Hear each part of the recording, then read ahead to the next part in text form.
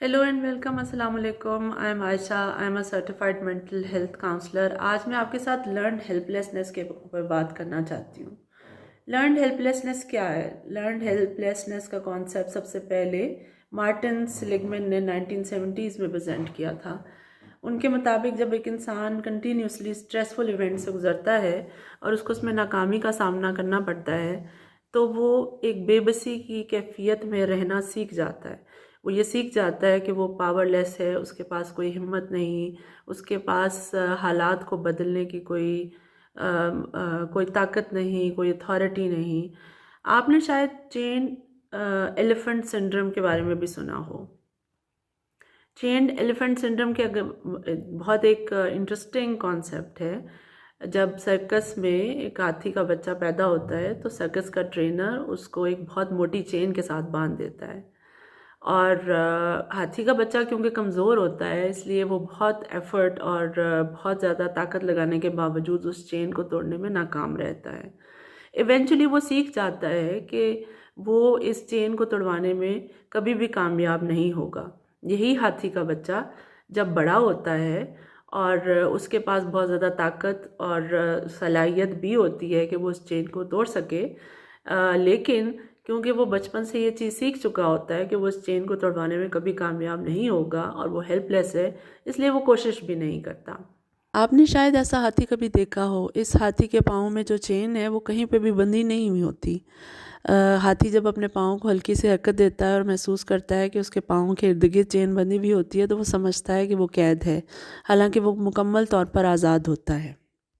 यही हाल इंसानों का है। इंसान जब मुसलसल स्ट्रेसफुल इवेंट से गुजरता है तो ये सीख लेता है कि उसकी किस्मत में नाकामी ही लिखी है और वो हमेशा नाकाम ही होगा, हालांकि उसके पास बहुत सारी अपॉर्चुनिटीज़ अवेलेबल होती हैं। ऐसा इंसान जो है वो किस तरह के सिम्टम्स दिखाता है अपने एडल्ट लाइफ में? ऐसा इंसान बहुत जल्दी गिव अप करना शुरू कर देता है, ट्राई नहीं करता और बहुत ज़्यादा प्रोक्रेस्टिनेट करता है, डिले करता है, अनमोटिवेटेड रहता है, चीज़ों को बदलने की कोशिश नहीं करता। एक क्वेश्चन हमारे माइंड में ये आता है कि ऐसा क्यों होता है? अगर मैं आपसे ये कहूँ कि ये बचपन से ही होना शुरू हो जाता है तो इसमें कोई ऐसी अचंभे की बात नहीं है, हैरानगी की बात नहीं है। जब एक बच्चा बार बार अपनी माँ को अपनी ज़रूरियात के लिए पुकारता है, अपने रोने की शक्ल में, यानी बार बार रोता है और माँ उसकी बात नहीं सुनती और कोई रिस्पॉन्स नहीं देती, तो बच्चा जो है वो इवेंचुअली रोना कम कर देता है। हमारे यहाँ आमतौर पे हमारी सोसाइटी में कहा जाता है कि बच्चे को रोने दो, अगर जितना वो रोता है उसको रोने दो, आखिरकार चुप कर जाएगा। लेकिन मुझे लगता है कि ये अप्रोच इतनी अच्छी नहीं है। ऐसा बच्चा जब स्कूल जाता है और उसको थोड़ी सी भी मुश्किल पढ़ाई में पेश आती है तो वो फ़ौरन से डिस्करेज होना शुरू हो जाता है। उसको ऐसा महसूस होता है कि मैं कभी कामयाब नहीं हूँगा, क्योंकि उसने बचपन से थोड़ी बहुत बेबसी ऑलरेडी सीख ली है और अब उसकी रीइंफोर्समेंट हो रही है। वो कभी अपनी स्किल्स को आजमाता नहीं है। और हो सकता है कि उसको नामुवाफिक हालात भी मिले हों। यही बच्चा जब एडल्ट लाइफ में जाता है तो अगेन उसका वही एटीट्यूड होता है कि वो लाइफ के जो डिस्ट्रेसिंग इवेंट्स हैं, मुश्किलात हैं, चैलेंजेस हैं, उनको फेस करते हुए बहुत बेबस महसूस करता है। उसको ऐसा फील होता है कि मैं कभी इस ट्रैप से निकल नहीं पाऊँगा। हालांकि चेंज इज़ ऑलवेज पॉसिबल।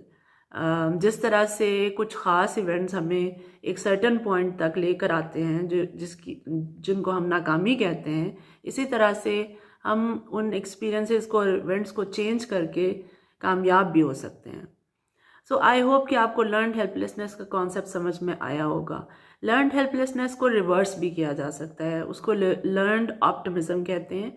मैं अपनी अगली वीडियो में आपको लर्नड ऑप्टिमिज्म कैसे सीखते हैं उसके तरीके बताऊंगी और ये सिखाने की कोशिश करूंगी कि अगर हम एक ख़ास तरीके से सोचें, अपनी थिंकिंग को चेंज करने की कोशिश करें, तो हम हर मुश्किल से आसानी से निकल सकते हैं और एक कामयाबी के रास्ते पे चल सकते हैं। Thank you so much.